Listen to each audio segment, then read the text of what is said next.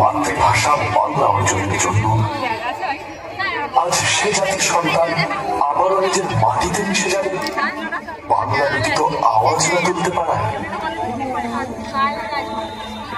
সেদিনের মতো আর কেউ গর্জে ওঠে না যখন জীবনের গান ভিনদেশী স্রোতে, কিন্তু অন্তরে বাংলার ঢেউ। ভাষা শিখেছি আমি জন্মের প্রথম প্রহরে, অ আ মা।